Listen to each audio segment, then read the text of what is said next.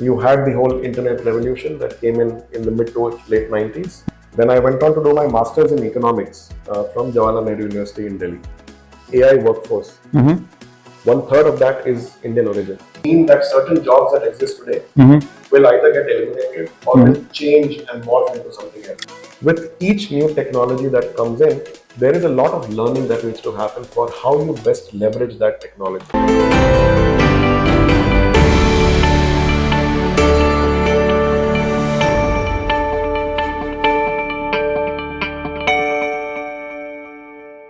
Yes, hello viewers, welcome back to the latest episode on GIBS IRE Talks podcast powered by GIBS Business School, where innovation meets inspiration. This is Professor Guru Prasad, the host for today.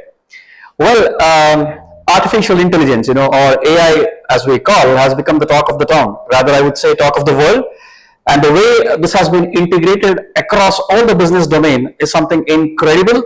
And considering this platform which talks about entrepreneurship, research and innovation, I believe this is the right topic to be spoken and discussed. And we have somebody who has mastered the artificial intelligence, Mr. Bhaskar Roy.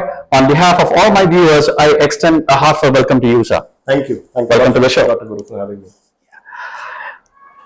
So, you have been working with this for quite a long, and you're also probably transformed a lot of Fortune 500 clients, and you've been mentoring a lot of startups today. Yeah. So before I get into the crux, I would definitely love to know your upbringing, your life back then. Just take us through that. Sure. Thank you. Thank you for the opportunity, first of all, Professor Guru Prasad. Yeah. So if I think back, right, my all through my school years, the one big constant was the love for numbers, the love for asking questions. Wow. And trying to understand what was happening around me. That essentially led me to doing my undergraduate studies in statistics from Delhi University. That was my starting of the journey in the quantitative fields, so to say. Then I went on to do my master's in economics from Jawaharlal Nehru University in Delhi. And started my career with a company that's now known as Genpact, right, back in 2005. So almost 20 years of working in this field. What I think was crucial for me always was looking at the data that is behind anything that is happening and trying to use that to understand the context of the business and context of decisions that people look to make. Right. I think that for me was the starting point. Okay. As I said, AI has been a talk of the town. Everyone today are talking about it. While I heard one statement from Elon Musk, he says, please mark my words, AI is more dangerous than nukes. Yep. How do you interpret this? It is. So any new technology that you think about is always going to be dangerous if not used the right way. Okay. Right. And new technology innovations always come about. Just in the last 20 years, if you think of it, you had the whole internet revolution that came in the mid to late 90s. You had the whole revolution around mobile phones and the touchscreen that came in 2007. You had UPI that came in a few years ago in India, and now generative AI that is being spoken about a lot. With each new technology that comes in, there is a lot of learning that needs to happen for how you best leverage that technology. Correct. A few examples of how it has been seen historically, right? For example, when automatic teller machines, ATMs, first came into being, right? Bank tellers across the globe went on strike because they were like, my only job today is to take in money and give money. Yeah. So I'm going to be rendered jobless. Right. So I should not have this machine here. Right. But turn that to today, about 50, 60 years later, banks globally have 3 times as many tellers as they did back in the day when ATM machines came in. What was the key there? The key was understanding the impact of eliminating a job that is transactional and shifting that to what is more human-centered. Absolutely. How do you help customers in the bank get what they need rather than just the cash transaction that was happening earlier? True. So that, I think, is crucial for any technology innovation. And today we are going towards cashless economy. The ATMs are also shutting down today. Absolutely. Absolutely. Exactly. Something else will come up. Right. There are so many new startups that are sitting on top of the UPI architecture today and delivering business. Correct. Right. I'm sure you have a global idea of what's happening in this particular domain. In India, it's not I would say, a very old resolution. I mean, it's something which is, we started talking about it off late. Yeah. But how about this in some of the emerging economies like US, Europe collectively? Where do you think India stand when it comes to AI and business compared to the rest of the world? Sure. I think we are significantly ahead Is it? on the curve. Okay. And the reason I say that, if you think about the global AI workforce, one third of that is Indian origin, either based in India, US, or Europe, or any country that you can think about. Correct. That, I think, is a massive advantage that we have as a country. Okay. And what we need to think about now is how do we maximize the impact that comes from it. All right. Do you want to spend time in building foundational models, as they call it, which have already been going through different iterations over time? The likes of OpenAI, Anthropic, and all are building a lot of that and incrementally improving that over time. Should we spend time there? Exactly. Or do we spend time on how applications can be built on that backbone to actually have an impact on the ground? Yes, right. I just want to ask this question. Maybe, I don't know, you had a session with my students a while ago. They might have asked this question because considering AI that it's at infantry stage today in India at this point of time, there's always a misconception. I would say the misconception, please correct me if I'm wrong, that this would eat away our jobs. You gave a classic example of ATM and cashier. So the same answer applies to for this question as well? It does, absolutely. Yeah. Because, was this question asked to you by my students there? there were a few things that hinted towards that. Yes. Okay. And what essentially happens, right, as I said, any new technology will bring disruption. Right. It will mean that certain jobs that exist today will either get eliminated or will change and morph into something else. Right. And there will be an entirely new set of jobs that will also start coming about. So we need to think about what kind of jobs do we create with this new technology that is coming in. At the same time, you feel it's necessary for the students to get themselves updated with this technology, all the latest happenings? Absolutely. In fact, my favorite quote on AI today is any human with AI will always be more effective than a human without. Wow. So we need to figure out a way of integrating AI in what we do. Absolutely. And leverage it for the right outcomes that we are looking for. Absolutely. I mean, if you don't, then you're out of the race. Absolutely. Right? So what made you to get into this? For me, I think it's a 40 plus occurrence, right? Because when I started off, it was all about data. Okay. It transformed over time from driving decisions using data or business analytics to then what is now called as data science and eventually AI. Right. What helped me, of course, was a grounding in statistics, economics, which helped me combine the quantitative and the qualitative side. Wow, that's a beautiful mix. I think that mix enabled me to get into it and actually enjoy the work that I do. That's lovely. I mean, your profile says that you've been, I would say, transformed many of the Fortune clients, and it includes all the different sectors. Yeah. So it's really good to see, all different sectors, whether it is healthcare, whether it is automobile, they're talking about AI and its implications, right? So which sector you feel that, still more has to be achieved in terms of technology and AI integration? Sure. As I think of it, the biggest or the industry that's closest to my heart is retail. Okay. And I will actually take a leap from there and include any sort of customer or consumer facing industry. Right. Because that is where the amount of data that gets generated is huge. Correct. And you can always use that data to drive your business forward. Absolutely. In transforming how customers or consumers interact with you, how they look at your products and services, and take your business to that next level. And there is much more that can be done using AI, generative AI, and the further iterations that will eventually come in driving your business forward. Similar industry, I would say healthcare. Healthcare, absolutely. Healthcare, I think the societal impact coming from healthcare is huge. There is a lot of applications already happening today. Okay.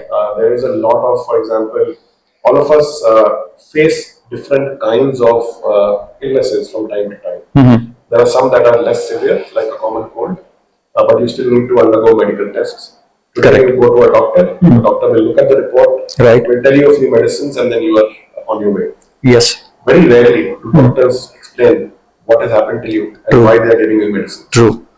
There are applications today that are enabling people to to just upload that report Okay.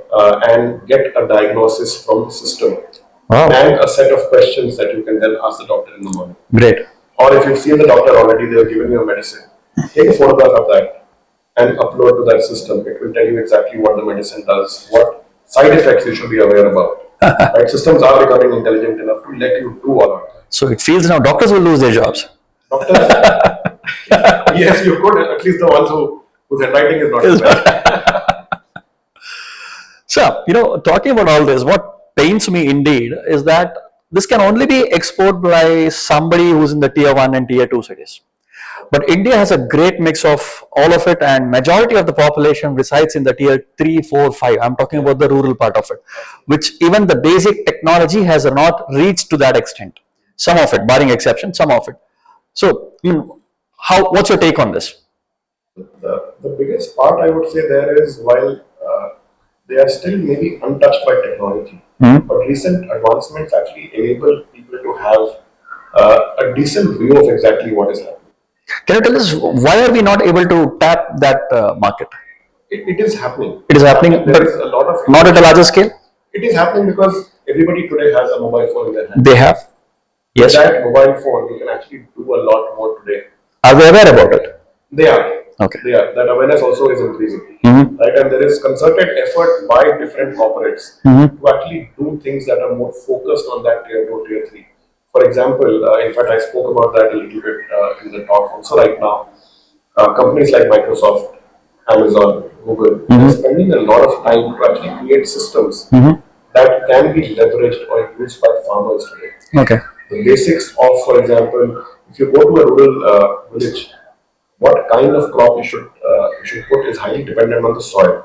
There are startups that are actually enabling you to upload results on your mobile phone instead of having to travel a few hundred miles to the nearest agri institute, where you get the quality of the soil tested, what kind of water is there. So a lot of those things, just by the appearance of the soil, can be done using just your mobile phone, and saves a lot of time and effort for people in those areas to drive value for themselves. That's great. How about the banking technology there? I mean, you also spoke about ATMs and other things. Do you think still people from the rural background transact using their mobile phones even now? It has increased, I would say. Do they have full confidence? Probably not. Okay. They still want to have some sort of a touch point. Yes. With the bank or somebody inside the branch. Right. To have that comfort. No, I heard these people saying this statement, even who belongs to a metro. I mean, they still love to go to a branch rather than transacting from their mobile phones. True. That happens. So you need to understand what you are trying to do. Right? If it is for me to just know what balance I have in my account or what was the last 5 transactions, I probably don't need to go to a branch. True. But if I'm looking to buy a new product, yes, or not even product, let's put it in the layman's term. Let's say that I want to buy a house and I want to understand how I should go about that. I'm not comfortable using technology for that today. The technology does give you all those answers. It enables you to. Right. But then to help me decide, I still want to talk to someone. Absolutely. Absolutely. And that is where even the banks are learning from the behaviors of consumers and customers. Because when you walk into a branch, earlier they didn't know what to talk to you about. Now the moment you walk in, on their screen, the moment they enter your account details, they know exactly what transactions you've had, what their interactions have been with you earlier, and therefore how they should talk to you about specific things. Okay, great. Of late, I know I was reading an interesting article named Bankless Bank. I know, I mean, it's more of the European domain, where technology, probably you will agree with me, has reached to the massive extent they can actually go for it. India still believes in brick and mortar. Even now I find a lot of banks opening their new branches, where we are actually in an era to also make it completely digital, right? That is happening, and those, I think, differences. Sorry, you was complete the question. Yes, I mean, with this technology upgradation that we have, still we believe in brick and mortar. True. So that happens, but it is also changing, right? And there are new business models that are coming up as well. Okay. Right. The big transformation that we spoke about in the Indian financial sector earlier was, of course, UPI. Right. And that whole infra that is sitting on top of that. Now, the government actually is using that similar architecture to actually drive more open innovation that is coming in. and new models of operating are coming in. For example, there are a number of banks in India today, 40 plus regulated banks. There are other number of new banks that have come in, Yes. which sit on this architecture. But till even today, 60% of UPI traffic, because as you think of UPI, there are three entities. Yes. There is the acquiring bank, Right. the network, There's a receiving bank. there is the merchant. Right. The network, 60% of transactions today also go through one single bank, and it is not one of the government banks. Okay. So one single bank actually has view of 60% of traffic on the UPI That's huge. network, and they are using that to then create micro products, micro services, and then selling those to merchants as well as consumers. So new products are getting created because of this infrastructure that has been set up. It's lovely. I mean, I feel this is one of the most happening industry in the coming years. The banking definitely would match up to the global standards, right? Absolutely. Yes. This podcast, is primarily meant for the students. I would say aspiring entrepreneurs, right? So you are in a city which is called as the Silicon Valley of India, and this is also a place where a lot of startups and all that. If at all, somebody wants to start their own business, what do you suggest them to? How do you probably tell them to leverage on AI and cloud technologies to just get away from that old traditional business models? Sure. What is your suggestions to the budding entrepreneurs? Sure. My biggest suggestion actually is counterintuitive. And the reason I say that is I talk to a lot of startup founders. Everybody wants to have AI somewhere in their description of what the startup does or how they are building their product. But they have to be careful on whether AI is even needed for the startup or not, or are they putting it there just for the sake of it? For the sake of it, right? Of course. Since everybody is talking about it today, right? Correct. You want to ride that wave of popularity that is coming in. That's a good message. But you have to be careful on whether it's needed or not. Because if I it take is your not point. needed, the investors, your consumers, will catch on to it very, very quickly. Absolutely. And they might not end up using your product because you are portraying it as something different to what it actually is. So be careful in understanding whether it's needed or not. That's one. Second, if it is, then use that as a way to experiment and learn more about your business as well. Right. And use that learning to then improve your business incrementally or transform your business over time. Right. That's a good. I think something serious. My students should really make a note of it. Your profile also says you have been, mentoring. I would say you're a part of the varieties of industries. So, what common factor you find in all of them when it comes to AI and latest technologies? So the common part, of course, always is the ability of a business to use data to drive their decisions. Okay, that's it could be using AI. It could be using very simple ways in which you leverage that data to understand demand that is sitting on the table, or how you change your supply chain to address that demand. So there are different ways in which it can play a part. The common denominator is having the right data in place, right, and using that to drive your business forward. Oh, that's great. Of course, this domain comes with a lot of pros and cons. Of late, we've only been speaking about the advantages.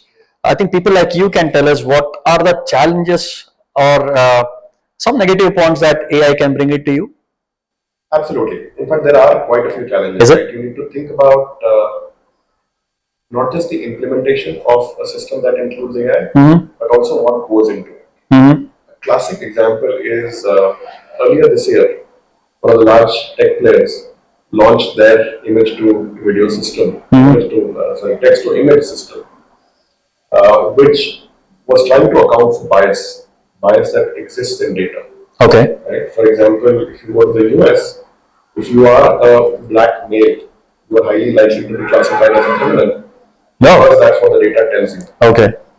To compensate for that bias or remove that bias, they started overcompensating on certain parameters.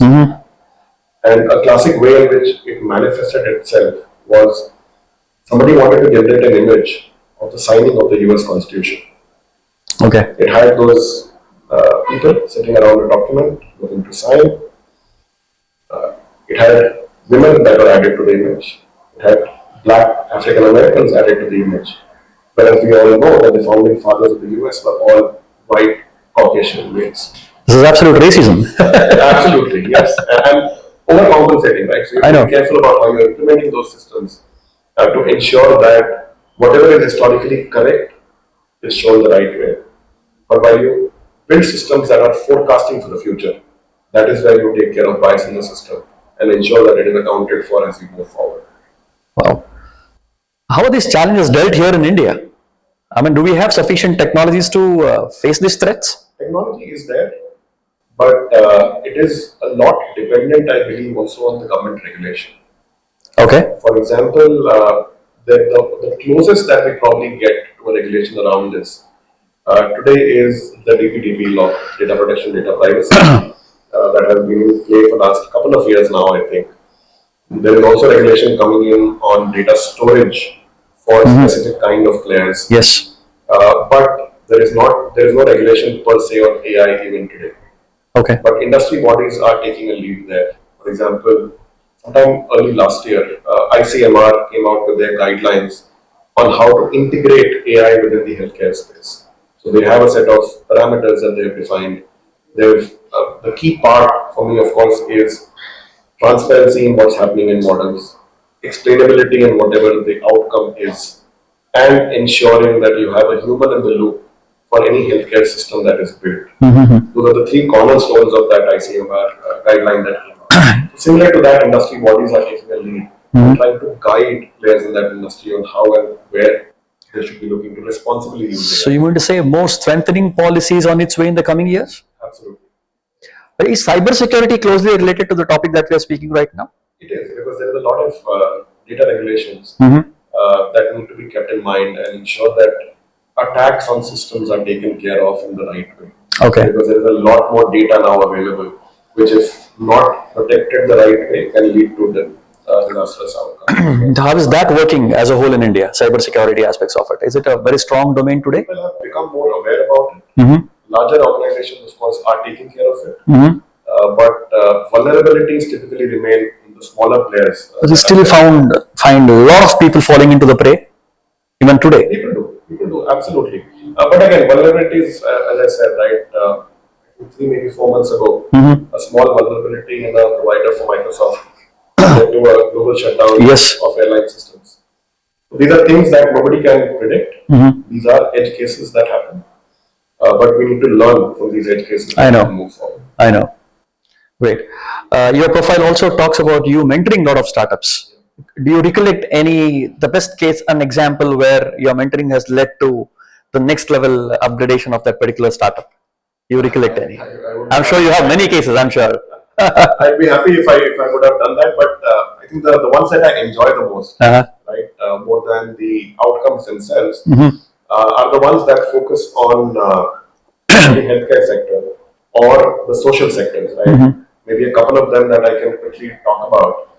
One startup that I was mentoring was talking about how to recycle a lot of the plastic that gets generated today, specifically with the advent of food delivery applications. Okay, that's correct. Because every single delivery that happens has those boxes that come in. So how do you dispose of that the right way? Sounds good. And close the loop and that reverse logistics to ensure these are processed and then reused in some ways. That's one exciting idea. They're trying it out and trialing it in certain cities in Tamil Nadu right now with good results. Wow. The second one is focused on, again, human health. And what they're looking to do essentially is whenever there's an accident, the golden hour is very important. Yes, absolutely. The ambulance can get to you in a few minutes, right, and then get you to the right hospital. Yes. Where time gets spent or lost a lot of times is figuring out what has happened to the patient. Right. So that the right doctor or specialist can look at it.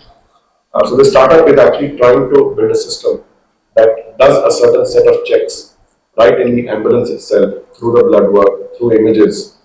And then by the time the ambulance reaches the hospital, the initial diagnosis is ready. Right. And the right doctor then can see, or the right specialist can see the patient in that case. I think this is very apt for the Indian market. Absolutely. Considering the number of accidental deaths and accidental cases that we have, this can be the best one.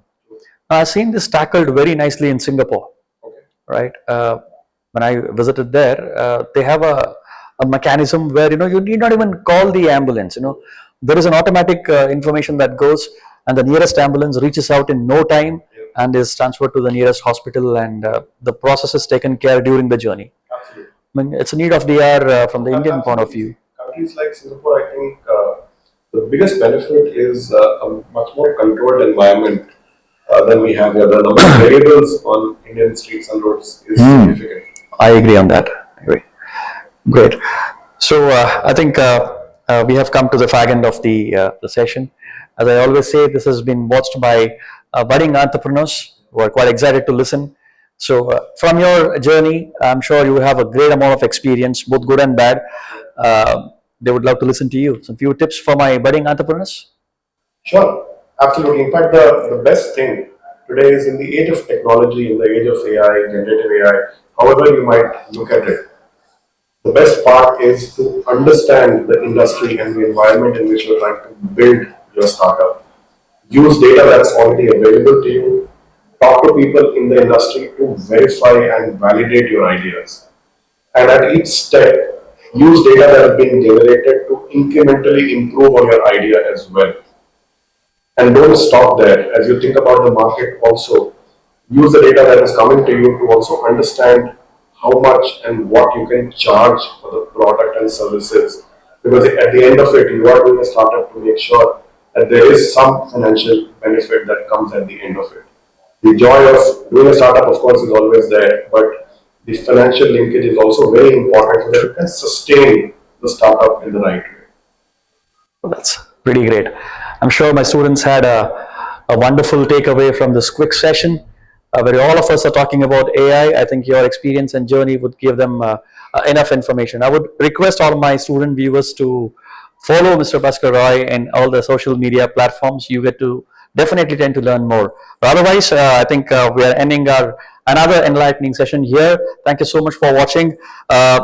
Don't forget to like and subscribe all our channels, GIBS IRE Talks Podcast, GIBS Business School. But as of now, this is Professor Guru Prasad signing off. Thank you for watching.